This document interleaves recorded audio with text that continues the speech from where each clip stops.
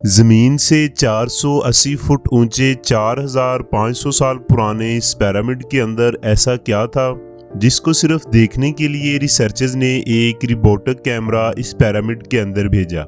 ایک جگہ پر آ کر روبوٹک کیمرہ رک گیا کیونکہ اب اس کے آگے پتھر کا ایک سلیب تھا، جبکہ ریسرچرز کا ماننا تھا کہ اس کے پیچھے ضرور ایک ایسا راز چھپا ہے جو 4500 سالوں سے دفن ہے۔ یہ راز ان کو ہر قیمت پر جاننا تھا، اس لیے انہوں نے اس روبوٹ کے آگے ڈرل مشین لگائی اور اس کی مدد سے اس میں ایک باریک سوراخ کر دیا۔ اب اس سوراخ میں کیمرہ بھیجا گیا جس کی مدد سے سلیب کے اس پار ایک ایسا منظر دیکھا گیا جو 4500 سالوں سے کسی نے بھی نہ دیکھا تھا۔ ناظرین، ایجپٹ یعنی مصر میں 138 اونچے پیرامڈ موجود ہیں۔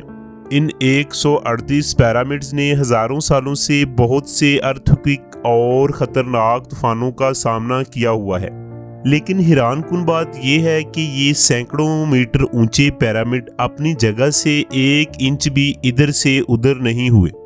ان پیرامڈ میں سب سے بڑا اور اونچا pyramid the great pyramid of Giza کہلاتا ہے۔ یہ سب سے بڑا پیرامڈ جو 13 ایکڑ رقبے پر پھیلا ہوا ہے۔ یہ پیرامڈ ایک اندازے کے مطابق 23 لاکھ بھاری بھرکم پتھروں سے تعمیر کیا گیا، جبکہ ان پتھروں کا وزن کئی ٹن تھا۔ اگر اس پیرامڈ کے کل وزن کا اندازہ لگایا جائے تو 60 لاکھ ٹن بنتا ہے، جو کہ 12 برج خلیفہ کے برابر ہے۔ ناظرین، سوچنے کی بات یہ ہے کہ 4500 سال پرانے ان پیرامڈ کو کیسے اور کن انجینئرز نے بنایا ہوگا، کیونکہ اس دور میں نہ تو کوئی ٹول تھا اور نہ ہی کرین، تو پھر یہ بھاری بھرکم پتھر کیسے اتنی بلند جگہ پر منتقل ہوئے اور ان کا انچ بائی انچ لیول رکھا گیا۔ ذہن میں سوالات تو بہت اٹھتے ہوں گے، تو چلے جانتے ہیں اس ویڈیو میں۔ Challenge number 1۔ کئی سالوں سے بہت سی ریسرچ ٹیم ان پیرامڈز کی کنسٹرکشن ٹیکنیک کے بارے جاننے کے لیے سر جوڑ کر بیٹھی تھی کہ آخر کیسے بغیر کمپس کے اس کی ہر side east west north south کیسے سیٹ کی گئی تھی۔ کئی ریسرچرز کا ماننا ہے کہ اس وقت کے انجینئروں نے سب سے پہلے ایسی زمین کی تلاش کی ہوگی جو ان بھاری بھرکم پتھروں کا وزن اٹھا سکے، اور اس کے بعد پولر سٹارز یعنی جن ستاروں کی مدد سے ارتھ کے پولز کا پتہ پڑتا ہے، ان کی مدد سے پیرامڈ کی ہر سائٹ کو مارک کیا گیا۔ نہ ہی کوئی کمپس اور نہ ہی کوئی جدید ٹول، بلکہ صرف اس بیسک ٹیکنیک سے اس پیرامڈ کی ڈائریکشن سیٹ کی گئی۔ Challenge number 2۔ اگلا چیلنج تھا زمین کو لیول کرنے کا۔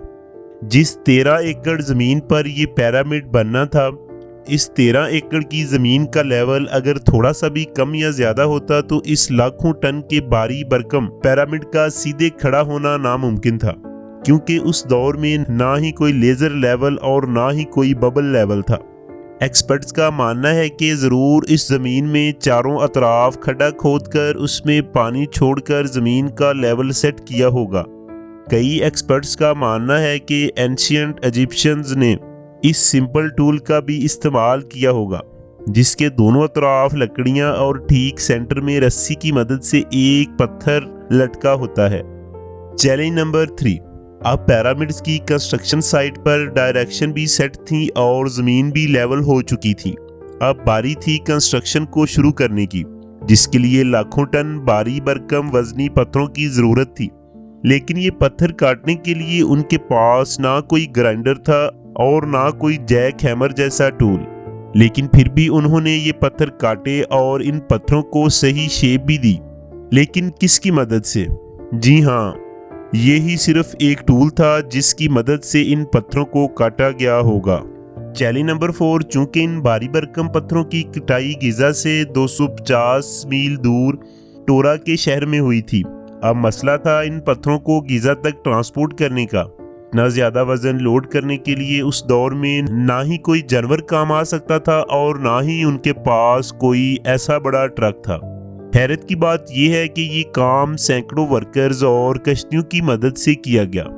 گیزا اور ٹورا کے درمیان جو دریا تھا وہ ان پتھروں کو ٹرانسپورٹ کرنے کے کام آیا۔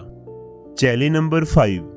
جو ٹیم اس کام پر سرچ کر رہی تھی اس کو کئی سوالوں کے جوابات تو مل چکے تھے کیونکہ اب پتھر بھی کنسٹرکشن سائٹ پر پہنچ چکے تھے۔ اب مسئلہ یہ تھا کہ یہ پتھر اتنی اونچائی تک کیسے پہنچائے گئے۔ ایکسپرٹس کا ماننا ہے کہ پیرامڈز کی کنسٹرکشن سے پہلے ہی یہ پلان کر لیا گیا تھا، یا تو یہ پتھر ٹریک سپائرل کے ذریعے اوپر گئے ہوں گے یا پھر زگ زیگ طریقے سے، لیکن یہ بات تو طے ہے کہ یہ پتھر مزدوروں کی آرمی کی مدد سے ہی اوپر کھینچ کر پہنچائے گئے ہوں گے۔ What was inside the hole؟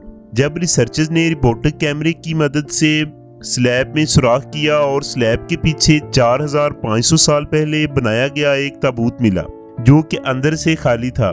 حیران کرنے والی بات یہ نہیں تھی کہ یہ خالی تابوت ملا، بلکہ اس تابوت والے چیمبر میں آنے والا ایک چھوٹا سا رستہ تھا جس سے انسان بھی بڑی مشکل سے گزر سکتا تھا۔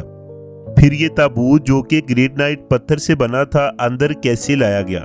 تو یقیناً اس کا جواب یہی ہے کہ سب سے پہلے چیمبر، پھر اس کے بعد تابوت کی تعمیر ہوئی اور پھر یہ چھوٹا سا رستہ جہاں سے انسان بڑی مشکل سے گزر سکتا تھا بنایا گیا ہوگا۔ امید ہے آپ کو ویڈیو پسند آئی ہوگی۔